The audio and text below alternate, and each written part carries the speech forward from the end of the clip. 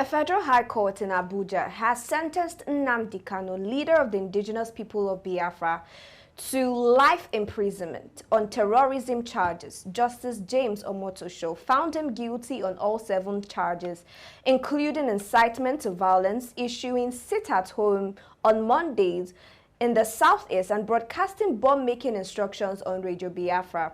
Prosecutors sought the death penalty, but the court opted for life imprisonment, citing global trends against capital punishment. Kanu also received 20 years for leading a proscribed organization and 5 years for illegally importing a radio transmitter. The court ruled that his directives restricted citizens' freedom of movement and amounted to acts of terrorism. During proceedings, Kanu refused to defend himself and was briefly removed for unruly behavior. The decision is expected to intensify political tensions in the southeast as reactions continue to emerge. Let's take a look at some videos from the courtroom before we return to the studio.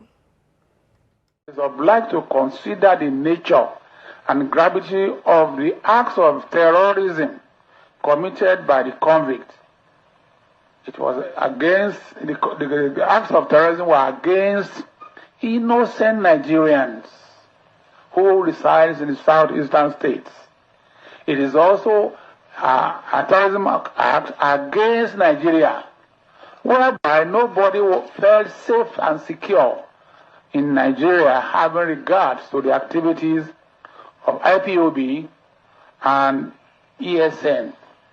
The court is also to note that the company has shown neither remorse nor penitence for the innocent Nigerians who died as a result of his directives and incitement.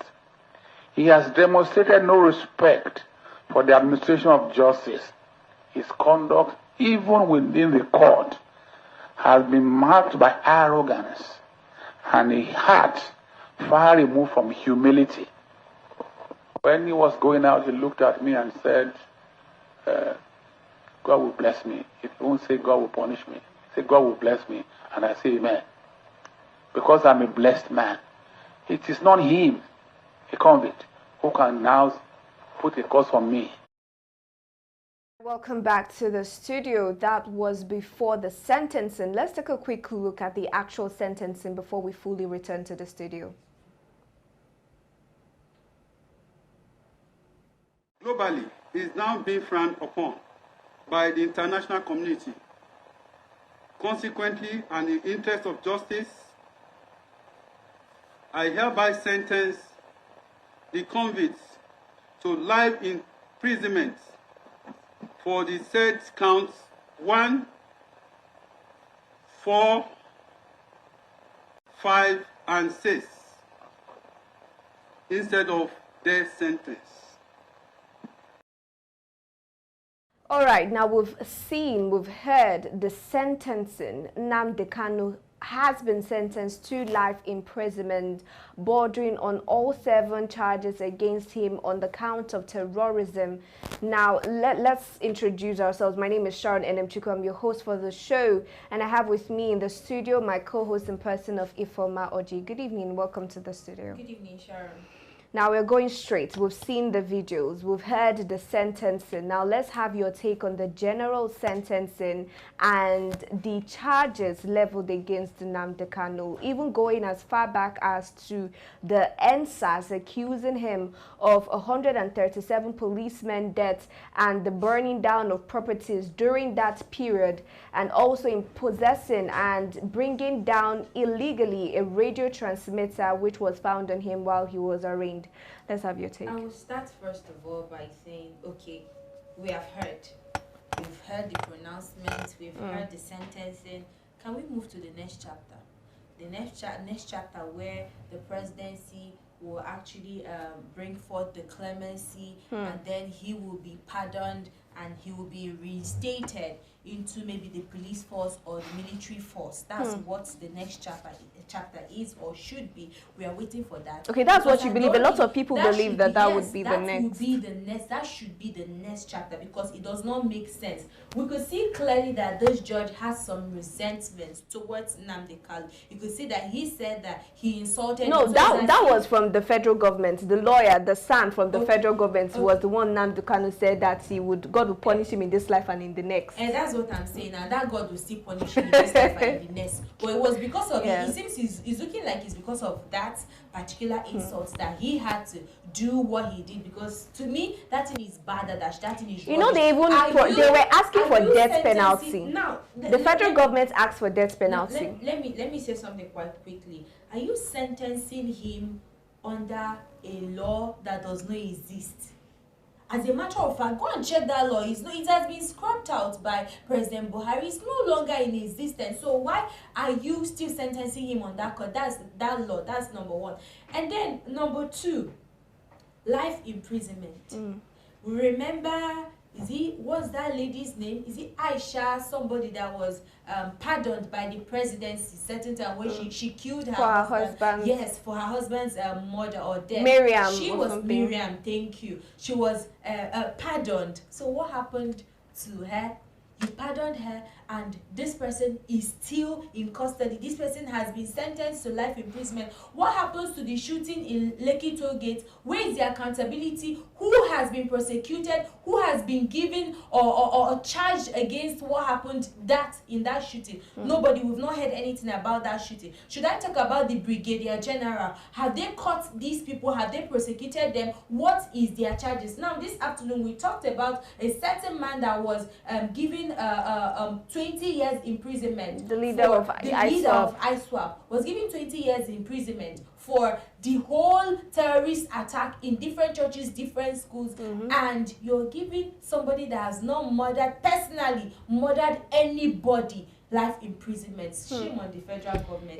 I think this whole thing is actually, I think Nnamdi Kanu is more like a political prisoner. This thing is an optics by the federal government. They want to keep him entangled. They want to keep him enslaved. They want to keep him in custody, because they know most definitely that if they release this man, that this whole separatist and secession group that is going to continue. Now I'm going to say this. Are you keeping people that don't want to be a part of Nigeria, of this catastrophic nation? Why are you keeping them? Let's also let them go. Let's talk about the ruling and what the judge said. So according to the court, Kanu's declarations of sit-at-home orders in the southeast, along with repeated threats of violence and killings made in several broadcasts, amounted to acts of terrorism. The judge also upheld the convictions of Count 3, which stated that Kanu on various dates between 2018 and 2021 professed himself to be a member of IPOB, an organization already proscribed in Nigeria. Now they're charging him as a terrorist, and they're saying that when he was given the opportunity to defend himself, he did not defend himself, and because of that, the judge went on to prosecute him on these charges. And he said for each of these charges, what was befitting for them was death penalty. But because the world is moving towards a trend of reducing capital punishment, that is why he's tampering justice with mercy by giving him a life imprisonment. So let's look at the basis on which he was charged. You mentioned something in your statement that the law that has been repealed, that borders on terrorism, which this court has been, used, or, was a foundation that they used to charge Nnamdi Kanu to court, has been repealed by Buhari. Now, the judge is saying that the year in which Nnamdi Kanu was arraigned, that year, that particular law was still, around, like it was still around. People could still use it. The Nigerian law court could still use that. That was before Buhari. So let's take a look at those charges. The count of the NSAS, inciting violence during NSAS, the broadcast that he made, the sit-at-home order. Let's take a look at those charges. The NSAS protest, I don't understand. When did Nnamdi Kanu orchestrate that? When did he give the order for the shootings in Lekki to the NSAS? When I don't really understand, because the whole thing is vague to me. What happened in NSAS? Is it not Nigerians that were protesting for brutality, police brutality, to bring an end to police brutality or SARS brutality. Is that not what happened in Lekki Toll Gate? So where did Nnamdi Kanu get involved in this nonsense?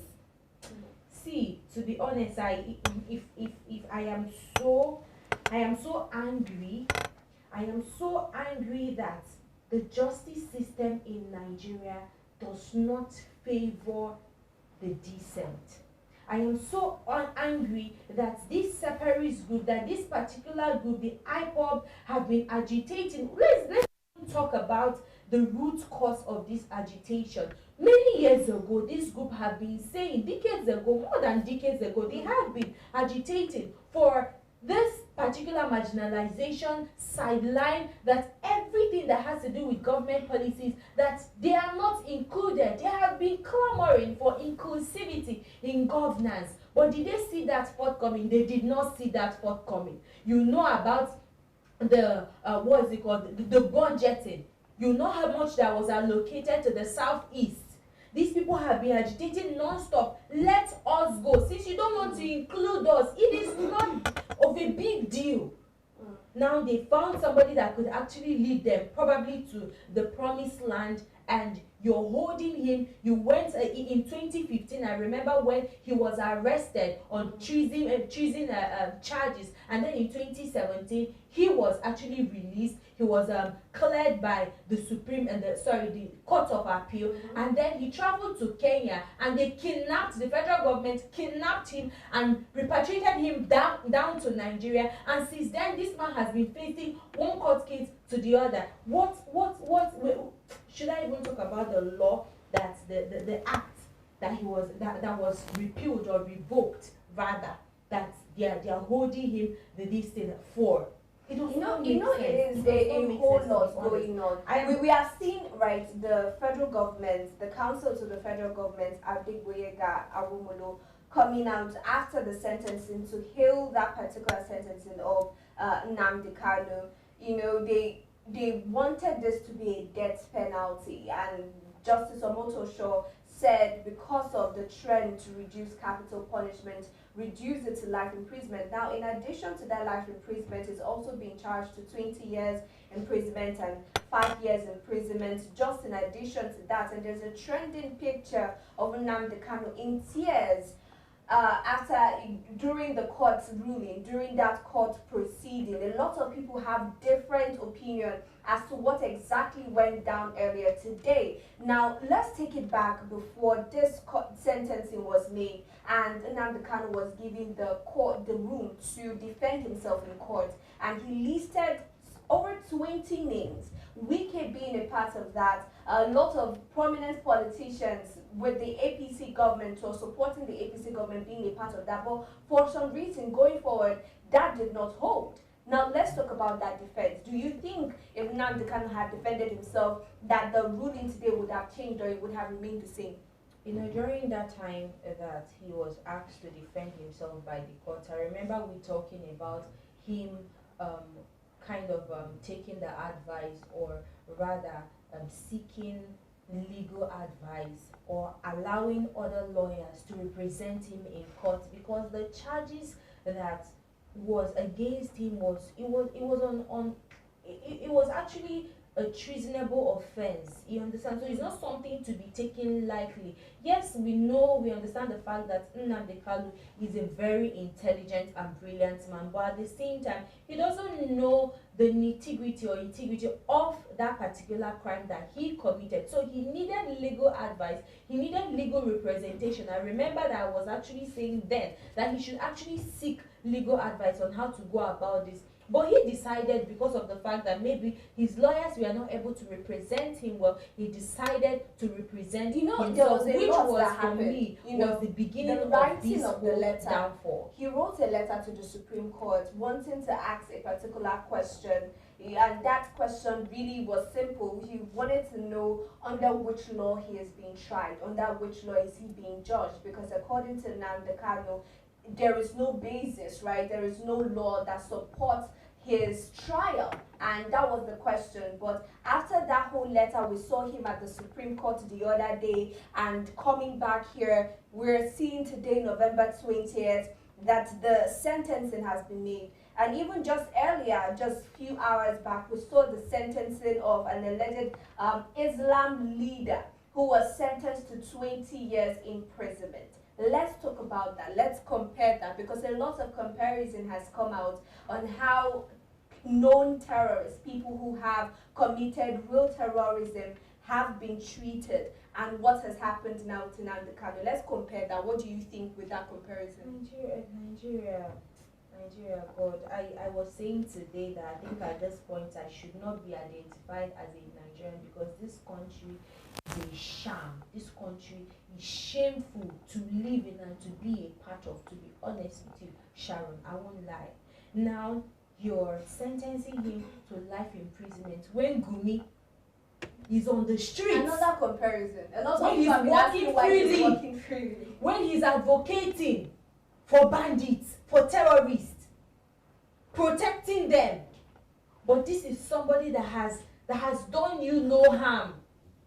This is somebody that has, as far as I'm concerned, done you no harm. You're sentencing him to life imprisonment. Now, going back to what I was saying earlier, when I mentioned the fact that I wanted him to seek legal advice, and then he decided to represent himself in court. And going back to the charges against him, he discovered that there was no law in the first place. It has been repealed by the former president of Nigeria. And he asked the Supreme Court, why, under which law am I to defend myself?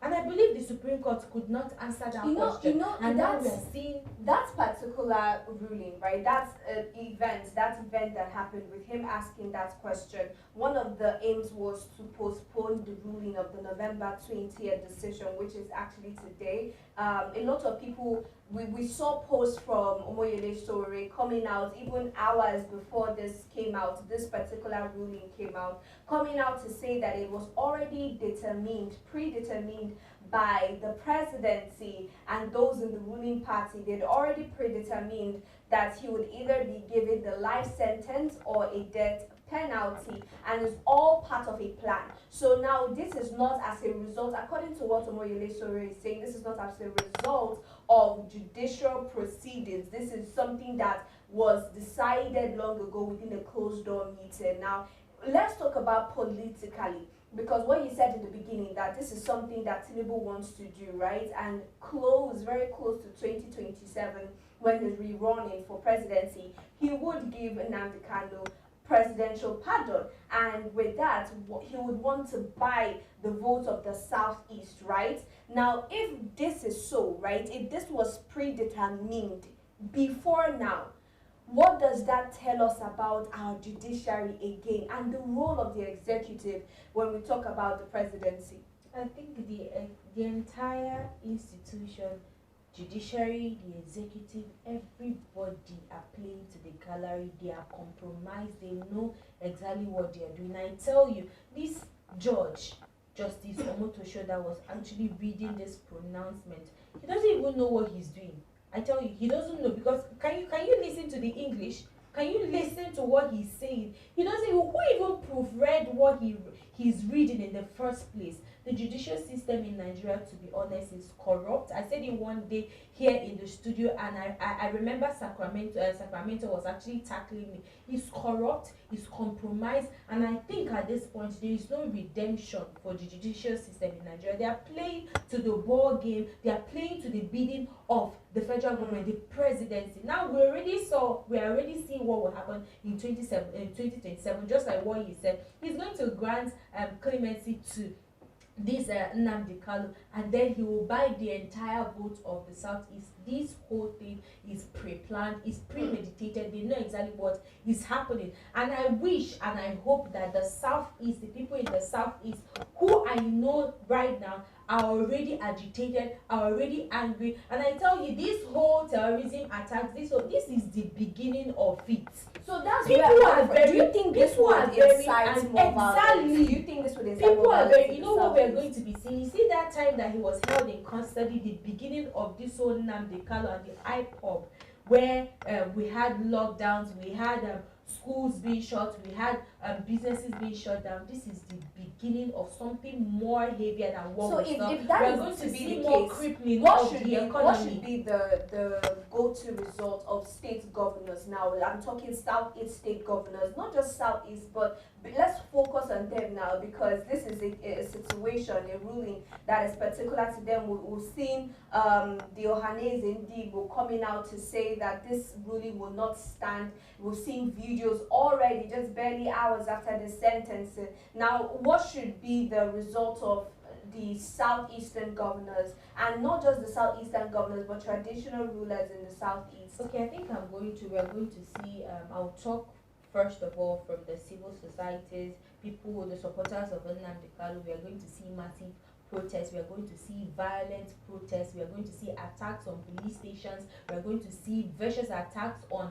maybe, I don't know, but I know something is really cooking, that aside. And then as regards to the governors and traditional rulers, they will try to negotiate with, no, I'm asking, what do you think should be government. their result now? What do you think they should do to be able to ensure that this violence that we see escalating after this ruling does not escalate as much? I think they will try as much as possible to keep it locked down, trying to stabilize peace in the southeast. And not just that, I just mentioned negotiation, peace negotiation, maybe an appeal or plead from the presidency for Nnamdi Kanu and for this particular this thing to be resolved amicably. I think it's only peace negotiation that will actually work. Now, okay, peace negotiation with the presidency, even after the court has ruled against Nnamdi Kanu. I think that is going to be interesting to see, seeing that this is a case that was brought up by the federal government itself. This is the federal government against Nnamdi Kanu, and the federal government, from the first video we saw, was even asking for a death penalty for Nnamdi Kanu. So a possible negotiation is something that would be very, very rare and what's interesting to see. Now, still talking about what this means for us as a nation generally, a lot of people have come to compare what happened, in November, so many years ago in the 90s, with Ken Saro-Wiwa and the Ogun clan, them being sentenced into death imprisonment, and comparing it to what has happened now. Do you think that this particular ruling, like a lot of Nigerians are saying, is going to go down in history as a very, as a very interesting, or something that a lot of Nigerians did not see coming? I think Nigerians actually saw this coming. A lot of persons saw this coming, and everybody was looking forward to this particular day, and the day is here. I think the next thing, the next step right now, just like I mentioned earlier, is now that clemency from the presidency, and we are definitely going to see that, I promise you. And then we are going to see, if there is no clemency, we are going to see a lot of attacks from this IPOB groups, because there are people that are extremists in that group. It's not everybody that is as peaceful as Nnamdi Kanu. There are a lot of people that will go to the extent of killing a lot of people, burning a lot of houses, burning a lot of cars. We are going to see that coming if something is not done about this. So everybody is hoping and wishing that the president will actually do this, the right thing, which is the pardon. The federal government, now the SAM representing the federal government, came out to say that during the court proceedings, they came out to say that they lost innocent lives, innocent Nigerian lives, as a result of the incitement that was spearheaded by Nnamdi Kanu. But after this ruling, are we looking to see something about what happened during NSAS? Now, the hundreds of deaths that we saw at Lekki Tollgate, because it seems now that they are prescribing majority of what happened on that day to Nnamdi Kanu's involvement. Now, let's talk about the rulings, because now they have come out to say that innocent Nigerian lives were lost, but there were even more lives lost at the Lekki Tollgate. So after this, what do you look forward to seeing judiciary-wise? Sharon, I believe I've actually attempted this particular question. We are comparing the two scenarios. We are trying to say right now that it was actually Nnamdi Kanu that orchestrated the killings at Lekki Tollgate. It's as if we're forgetting the situation of what is happening in Nigeria right now. There are a lot of groups killing innocent people, attacks on innocent children, people that are going to school. We saw how that video in Kebbi State, the CAC church, where people, in Kwara, where an old woman was running in a slow motion from this banditry. And we are talking about Nnamdi Kanu that did not, to me, if I am talking from my own standpoint, he did not orchestrate anything. He did not incite anything. The only thing that he was talking about is the fact that he is bold to criticize the government. Is the fact that he is tired of this administration and the former administration, and he is saying that let's the IPOB, let the Igbo people go. It is that simple. My question that's the only really thing. is, what are you looking forward to as compared to what happened in NSAS? Are you looking forward to any court ruling on what happened during NSAS, since they brought it up during their court rulings and proceedings earlier today? To be honest with you, I don't really know the right answer to this particular question. Maybe our viewers can actually drop it in the comment section. But right now, I think I'm fully agitated, to be honest. All right, I think this is what we're going to call it a wrap right here on the show. It is still very hot right now, politically and just generally in Nigeria, with this particular ruling, Nnamdi Kanu being sentenced to life imprisonment, bordering on terrorism charges leveled against him by the federal government of Nigeria today. This proceeding was spearheaded by Justice Omoto Shaw earlier today, and it has spiraled online and caused a lot of reactions. We are hoping to see what would happen in the coming days, what the reactions, not just of Nigerians at home, but Nigerians abroad and international bodies and organizations who we know have been paying close attention to this particular case. Now, as we move forward, we urge every Nigerian to be as calm as possible and not to enter into panic mode. Anyways, this is where we're going to call it a wrap on the show. My name is Sharon Chuku, and I didn't do this alone. I do this with Ifoma Oji. And if you're yet to subscribe to our channel, this would be the best time to do that. Subscribe to our YouTube and follow us across all social media at Active Citizens, and also find me across all social media as well at Sharon Chuku. And Ifoma? You can find me across all social media platforms at Oji Sophia. All right, till we come your way again tomorrow. Do have a good evening.